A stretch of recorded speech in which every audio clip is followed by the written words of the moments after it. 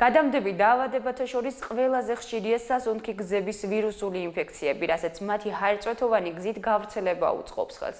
გრიპით დაავადებული თუნდაც ერთი ადამიანი სერიოზულ საფრთხეს წარმოადგენს ირგვლივ მყოფთათვის. განურჩევლად ასაკისა და იმისა გადატანილი აქვს თუ არა მას ეს დაავადება. ამას ის ექიმები გვიყვებიან, რომლებსაც ბოლო პერიოდში მოქალაქეები ხშირად მიმართავენ. ლანა გუდაძე დეტალებით. სასწრაფო სამედიცინო დახმარების ექიმები ამბობენ, რომ სეზონური ვირუსების რიცხვმა და შესაბამისად გამოძახებებმაც იმატა. პაციენტები ძირითადად მაღალ ტემპერატურას, საერთო სისუსტესა და სახსრების ტკივილს უჩივიან. როგორც ექიმები გვეუბნებიან, რისკ ჯგუფებს ბავშვები, ორსულები და მოხუცები წარმოადგენენ. ინფექციებთან დაკავშირებით გამოძახებებმა მკვეთრად იმატა.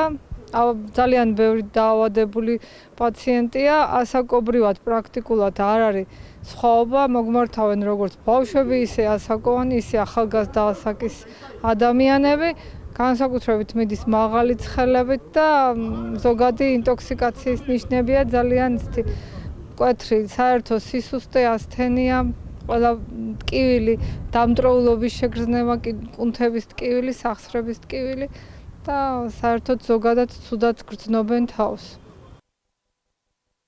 ექიმები ვირუსებისგან თავის დასაცავად არაერთ აპრობირებულ მეთოდს გვთავაზობენ.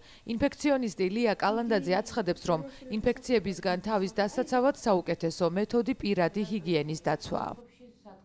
პირადი ჰიგიენა, პირველი ვთქვით, რომ ესე იგი თავშეყრის ადგილებს, მოვერიდოთ ხალხმრავალ ადგილებს, მე რაც შეიძლება თუ საშუალება გვაქვს, ბევრი თბილი სითხეები, არც ცხელი, არც ცივი, ნელთბილი სითხეებით დაეტვირთოს ორგანიზმი და პირადი ჰიგიენა ხელების დაბანა, რაც შეიძლება ხშირად. ოთახის განიავება, თუნდაც გარიან ამინჩი, გარკვეული პერიოდი ოთახი რაც შეიძლება ხშირად განიავდეს. გორის საზოგადოებრივი ჯანდაცვის ცენტრში აცხადებენ, რომ გრიპის მსგავსი ინფექციების სტატისტიკა საგანგაშო არ არის. ცენტრის დირექტორი ამბობს, რომ გასულ წელთან შედარებით ვირუსული ინფექციით დაავადებულთა რიცხვი შემცირებულია.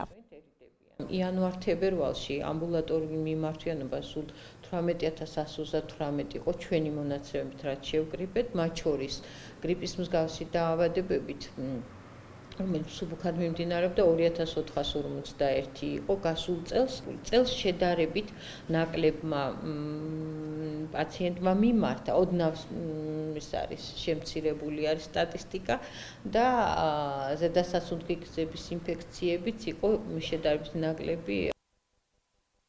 ექიმები გვირჩევენ მაღალი ტემპერატურის, საერთო სისუსტის, სახსრების ტკივილის შემთხვევაში სასწრაფოდ მიმართოთ სპეციალისტს და დაიწყოთ დროული მკურნალობა.